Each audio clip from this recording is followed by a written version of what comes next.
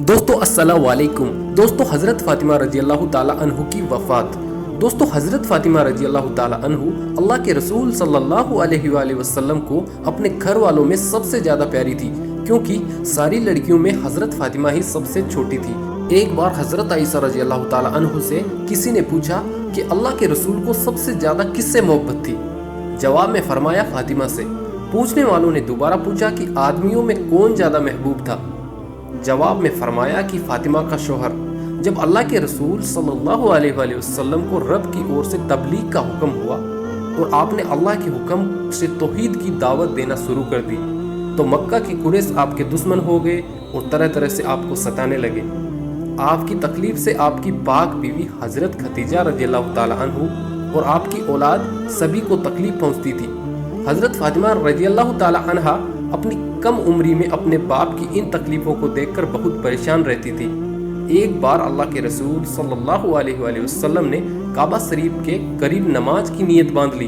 वहीं पर कुरैश अपनी मजलिसों में बैठे हुए थे कि उनमें से एक बदवक्त ने मजलिस में हाजिर लोगों से कहा कि बोलो, तुम में से कौन इस काम को कर सकता है कि फला खानदान ने जो ऊंट ज़िबा किया है उसकी ओंजड़ी और खून ले आवे, और जब ये मोहम्मद सजदे में जाए तो इनके कंधों पर रख दे। यह सुनकर एक बदबख्त आदमी उठा और फिर उसने ये सब गंदी चीजें लाकर अल्लाह के रसूल सल्लल्लाहु अलैहि वसल्लम के दोनों कांधों के दरमियान रख दी और आप सल्लल्लाहु अलैहि वसल्लम सजदे में ही रह गए। ओजड़ी के बोझ की वजह से आप सजदे से उठ ना सके।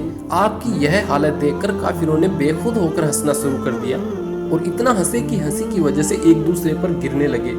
किसी ने यह हालत देखकर हजरत फातिमा रज़ियल्लाहु ताला अन्हु को जाकर खबर दी कि जाओ देखो, तुम्हारे बाप को काफिर लोग बहुत ज्यादा परेशान कर रहे हैं। उस वक्त हजरत फातिमा की उम्र बहुत कम थी, लेकिन खबर पाकर दौड़ी चली आई और सैयद आलम के मुबारक कांधों से वह गंदगी उठाकर फेंक दी और काफिर लोगों को बुरा भला कहने लगी। फिर जब अल्लाह के रसूल सल्लल्लाहु अलैहि वसल्लम नमाज से फारिग हुए तो आपने 3 बार इन काफिरों के लिए बद्दुआ फरमाई। हजरत फातिमा रज़ियल्लाहु ताला अन्हु का बचपन दीन के लिए तकलीफ सहने में गुजरा, यहाँ तक कि अल्लाह के रसूल सल्लल्लाहु अलैहि वसल्लम ने कुरैश की तकलीफों से बचने के लिए मदीना मुनव्वरा को हिजरत फरमाई। दोस्तों, और फिर कुछ दिनों के बाद हजरत फातिमा ने भी अपनी बड़ी बहन हजरत उम्मे कुलसूम के साथ मदीना की तरफ हिजरत फरमाई और फिर सारी जिंदगी मदीना ही में गुजारी। दोस्तों, हिजरत के बाद सन 2 हिजरी में अल्लाह के रसूल सल्लल्लाहु अलैहि वसल्लम ने हजरत अली से हजरत फातिमा का निकाह कर दिया। उस वक्त हजरत फातिमा की उम्र 15 साल थी और हजरत अली की उम्र 21 साल थी। अल्लाह के रसूल सल्लल्लाहु अलैहि वसल्लम ने जहेज में हजरत फातिमा को एक बिछोना और एक चमड़े का तकिया जिसमें खजूर की छाल भरी हुई थी और 2 चकियां और 2 मस्किजे इनायत फरमाए। रुखसती के दिन ईशा की नमाज से पहले अल्लाह के रसूल सल्लल्लाहु अलैहि वसल्लम ने हजरत फातिमा को हजरत उम्मे ऐमन के साथ हजरत अली के घर भेज दिया। फिर नमाज के बाद खुद उनके यहाँ तशरीफ ले गए और हजरत फातिमा से फरमाया कि पानी ले आओ। हजरत फातिमा प्याले में पानी लेकर आई तो आपने उस पानी से अपने मुंह मुबारक में पानी लिया और फिर उससे उनके सीने पर और सर पर छींटे दिए और अल्लाह से इन दोनों के लिए दुआएं मांगी। हजरत अली कोई मालदार आदमी नहीं थे। उनके यहाँ न सुख था न आराम, न खाने पीने की चीज़ों की बहुतायत थी। घर में न बहुत सामान था, न घर कोई बहुत अच्छा बना हुआ था, न कोई खिदमतगार था। अल्लाह के रसूल सल्लल्लाहु अलैहि वसल्लम ने जो फ़क्र व फाका अपने लिए पसंद किया था वही दामाद और बेटी के लिए पसंद फरमाया था।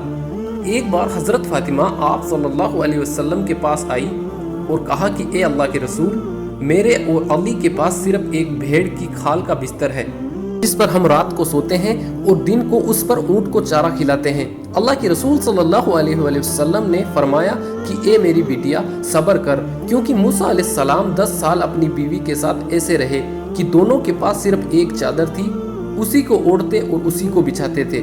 दोस्तों, हजरत फातिमा की वफात अल्लाह के रसूल सल्लल्लाहु अलैहि वसल्लम के 6 महीने बाद हुई।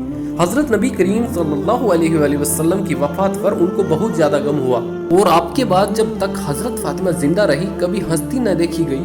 अल्लाह के रसूल सल्लल्लाहु अलैहि वसल्लम ने उनको बता दिया था कि मेरे घर वालों में से सबसे पहले तुम ही मुझसे आकर मिलोगी, और फिर ऐसा ही हुआ। हजरत उम्मे सलमा फरमाती है कि अपनी जिंदगी के आखिरी दिनों में जब हजरत फातिमा बीमार थी तो मैं ही उन दिनों उनकी देखभाल किया करती थी। ایک دن صبح ہوئی تو مجھ سے حضرت فاطمہ نے فرمایا کہ اے اماں جان، میرے لیے غسل کا پانی رکھ دو۔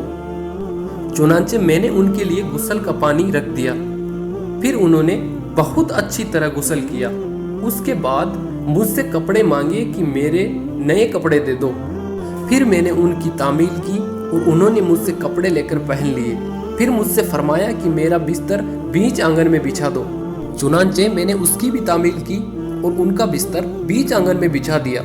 اس کے بعد وہ قبلہ رخ ہو کر اور اپنا ہاتھ گال کے نیچے رکھ کر لیٹ گئی اور مجھ سے فرمایا کہ اے ماں، اب میری جان جاتی ہے، میں نے غسل کر لیا ہے، اب مجھے دوبارہ غسل نہ دینا اور انہی کپڑوں میں دفن کر دینا۔ چنانچہ اسی وقت انتقال فرما گئی۔ حضرت علی اس وقت موجود نہ تھے، باہر سے تشریف لائے تو میں نے ان کو خبر کر دی۔ حضرت فاطمہ کی وفات کے بعد حضرت علی ان کی یاد میں بہت روتے تھے۔ جب تک حضرت فاطمہ زندہ رہی، حضرت علی نے دوبارہ نکاح نہیں کیا تھا۔ جب ان کی وفات ہو گئی تو انہی کی وصیت کے مطابق ان کی بھانجی حضرت امامہ بنت زینب رضی اللہ تعالی عنہ سے نکاح فرمایا۔ حضرت فاطمہ رضی اللہ تعالی عنہ کے علاوہ اللہ کے رسول صلی اللہ علیہ وآلہ وسلم کی تمام اولادوں کی آپ کی موجودگی میں ہی وفات ہو گئی تھی۔ پھر آپ کے بعد حضرت فاطمہ بھی جلد ہی آپ سے جا ملی۔ حضرت فاطمہ رضی اللہ تعالی عنہ کو جنت البقیع میں دفن کیا گیا ہے رضی اللہ تعالی عنہ۔ دوستو، یہ واقعہ تھا حضرت فاطمہ رضی اللہ تعالی عنہ کا۔ امید کرتا ہوں کہ یہ واقعہ آپ کو پسند آیا ہوگا۔ اسی طرح کے اسلامک واقعات کو دیکھنے کے لیے ہمارے چینل کو سبسکرائب ضرور کر لینا۔ اللہ حافظ، السلام علیکم۔